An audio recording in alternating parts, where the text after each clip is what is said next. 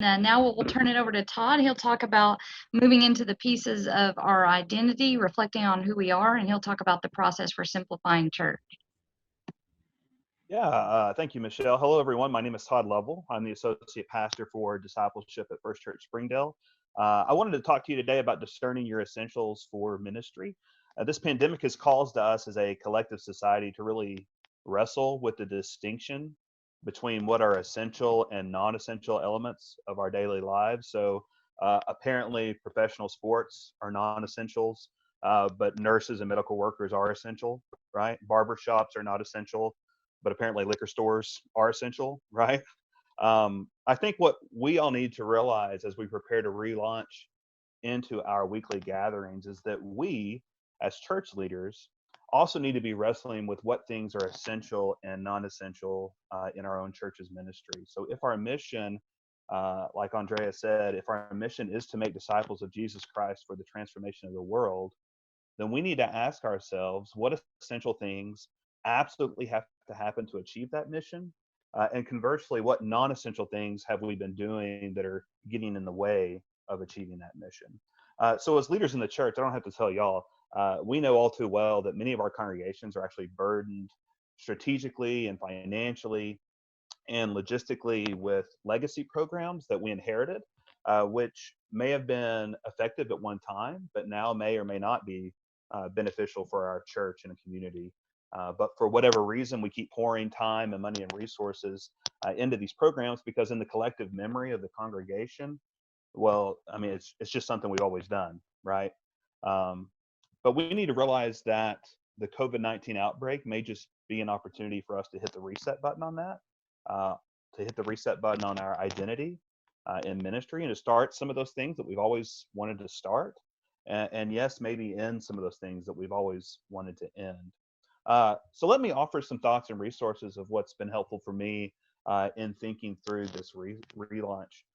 Today, I'd like to commend to you a book that many of you are probably familiar with, but it's a book called Simple Church by Eric Geiger and Tom Rainer. I read this book when it first came out in 2011, and it has really shaped how I look at ministry. So the premise of the book, as you might expect from the title, is very simple, okay? The premise is churches that are simple in structure tend to be the most effective at making disciples. Churches that are simple in structure tend to be the most effective in making disciples. Rayner and Geiger argue that modern churches are actually structured more like large corporations than they are like the church that we see in the New Testament. And it's actually this overly complicated structure that ends up stalling the spiritual formation of our people. So to help simplify your church and discern what your essentials actually are, they talk about four things. And I want to just go over these four things briefly for you this morning. They talk about clarity, movement, alignment, and focus. Clarity, movement, alignment, and focus. So let's start with clarity. Clarity is getting clear about the essential parts of who you are and what you do as a church. So an easy way to know if you have clarity is to ask yourself these questions. Is your mission statement clear and concise? Is it clearly visible on all of your digital and print publications? And if you asked your congregation and your staff what the mission statement of the church is, could they say it without having to think about it? So if you answered no to any of these questions, then you don't have enough clarity, okay? Let me give you an example from my own church. So when I arrived at the church I'm serving now, the mission statement of the church was connecting people to God and one another. Now that's a wonderful mission statement. I love how concise it is and how succinct it is. And it's basically just a distillation of the greatest commandment that we receive from Jesus, right? To love God and to love others or to love your neighbor. But after spending a little bit of time actually living into that mission statement, we realized that it actually needs a bit more clarity. Because when we ask people in our congregation and even people on our staff what it means to connect people to God and one another, we kept getting conflicting responses. Some would say it means serving in the community, while others said it meant getting connected to a small group. And we even had some say that it meant equipping people to grow in their faith on their own. Now, regardless of how we might have felt about those responses, the one thing that we realize is we actually need more clarity about what we mean as church leaders when we say that we are connecting people to God and one another. So we decided to clarify what we meant by adding a clarifying process or a method to our mission, which we decided was gather, grow, and go. Gather, grow, and go. So we added that to the mission statement. And so now our mission statement reads that we connect people to God and one another by gathering together in worship, growing together in study, and going together in mission.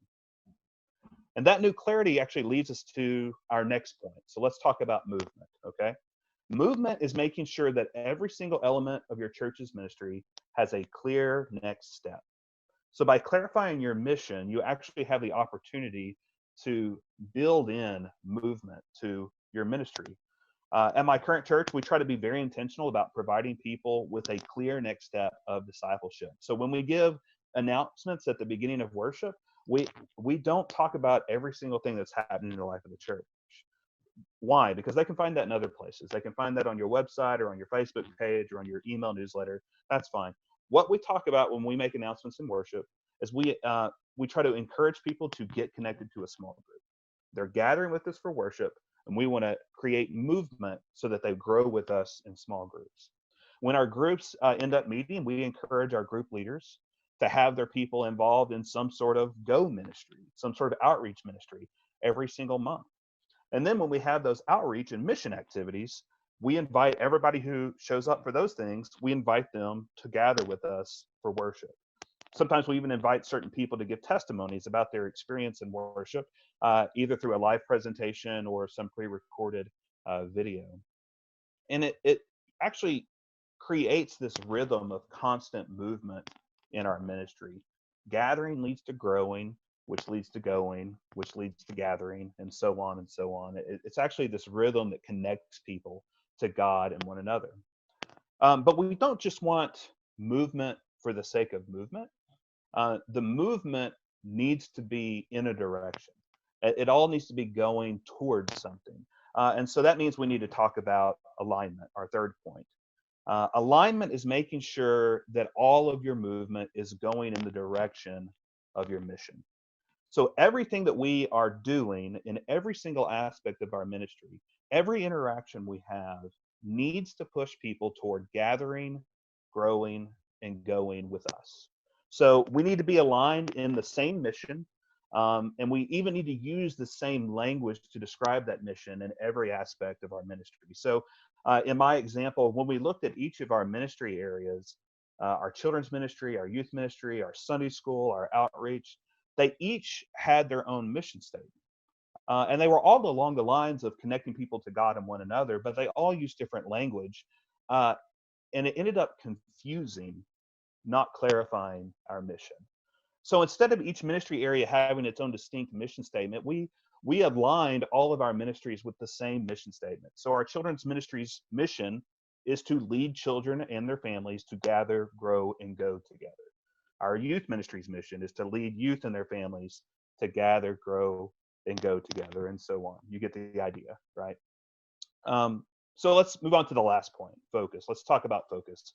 According to Rayner and Geiger, focus is the most difficult step because focus requires you to say no to everything that does not move you toward your mission.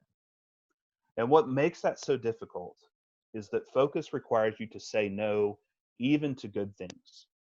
Now, I know that seems counterintuitive to us as church leaders, right? I mean, surely we want to say yes to every single person who has a ministry idea. But we need to remember that every new ministry idea costs time, money, and resources. So it's up to us as leaders to make sure that whatever that ministry idea is will actually lead us to achieving our mission.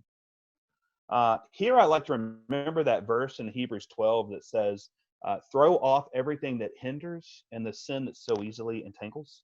It's interesting to me that the writer seems to think of those as two distinct categories. There's the sin that so easily entangles us, which is evil, and of course we need to stop doing, right? But then there are those things that hinder us. And they may not be sinful, they might actually be good things.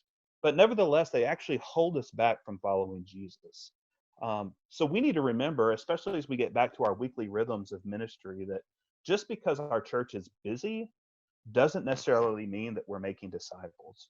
And there might even be good things that we are doing, but those good things might actually be hindering us from achieving our mission. So this four-step process is really, it's really shaped the way that I think about what our essentials and non-essentials are for our church. Um, I'm not sure what that looks like for you, but for us, we are the most faithful expression of the kingdom of God when all of our people are gathering together for worship, growing together in study, and going together in mission. So those are our essentials. Everything else outside of that, it just doesn't matter, right? We can still be a church if we don't have a food pantry. We can still be a church if we don't have a fall festival. We can still be a church. We can even be a church if we don't have potlucks, believe it or not, right? But we cannot be a church without gathering for worship, growing in study, and going into the world in mission. Those are our essentials. Now, that's not to say that a church that does something different is wrong, or that if they use a different alliterative phrase, or God forbid, they don't use alliteration at all, that they're wrong. But it does mean that every single church has to discern what their essentials are for ministry. What makes you you?